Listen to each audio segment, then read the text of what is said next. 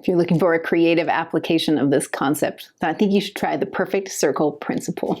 My goal with this object lesson is to help you find a way to open up conversation about the word of wisdom. It's one of those things I think we have to refresh in our kids' minds over and over again. What are the rules the Lord has set? Why? And how is their modern application in our day? If you go in the Strength of the Youth and some other materials on the church website, you can see that there's additions like about vaping or about other, non-prescription drugs or things like that that are additions to the word of wisdom that we want to feather in. So I'm hoping to just create a good conversation about it. To do that, I just wanted to teach you about the concept of a principle. As I was studying the word of wisdom, there's a quote from Boyd K. Packer that popped up that I really liked the way he articulated the concept of a principle. He said this: the word of wisdom was given for a principle with promise.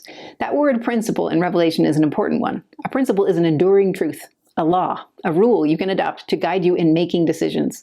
Generally, principles are not spelled out in detail. That leaves you free to find your way with enduring truth, a principle as your anchor point, or as your anchor. It's that phrase, as your anchor. This principle is your anchor that's brought about this object lesson. Because there's a way to draw a perfect circle that involves an anchor point. If you're doing this in a classroom setting, I would give each of your kids a pencil and a piece of paper and ask them to just freehand a perfect circle. Maybe compare everybody's results. Or if you're in a primary and you don't have that option, you could just have one person demonstrate it on the chalkboard. And then talk about how hard it is to draw such a familiar shape in a perfect way. Our hands just aren't great at something about that just makes it particularly hard. And then you're going to talk about the hack, the trick. So this is an artist trick that will help you draw a perfect circle. And there's two basic ways you can do this. If you're dealing with older kids that have good maneuverability on a piece of paper, maybe like middle kids to teen kids, then you want to do this artist trick. You're going to take a pencil, and you're going to actually put your middle finger underneath the pencil or pen, and your two fingers that are on either side of your middle finger above it. That creates a nice, gentle tension.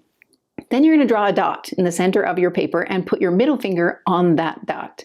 If you let the tip of your pencil or your pen rest on the page and you slowly rotate the paper, keeping that middle finger centered on that dot, what you'll find is this ridiculously perfect circle. I mean, depending on how close you can get your finger to stay on that dot, the circle is remarkably better.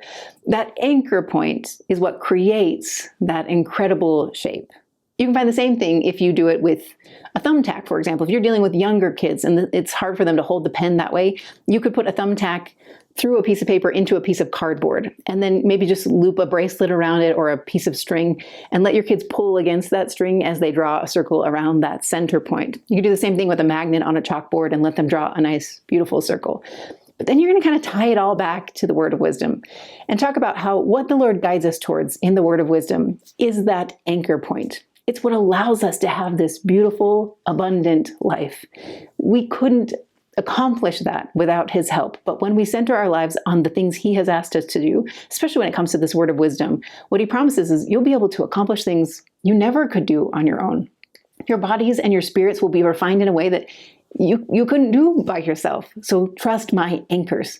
And then talk about what those anchor points are. In the word of wisdom, there are certain things that apply to all saints. They're in the temple recommend questions, things about alcohol and coffee and tobacco and prescription drugs, things like that you would talk about specifically in the word of wisdom. And then talk about how the word of wisdom is also a principle that's used to guide our behavior. So talk about things like when he says, go to bed early and wake up early. He doesn't give you a certain number of hours of sleep. He doesn't define for you how much meat is appropriate. He just says, here's the principle. Your goal is to be someone who can self-master, someone who can set down the appetites of the natural man and refine yourself and yield to the enticings of the spirit. So use this principle as your guide. And if you use that center point, you can accomplish things you can never do on your own. That's the word of wisdom to me. And hopefully this object lesson helps you pull it off.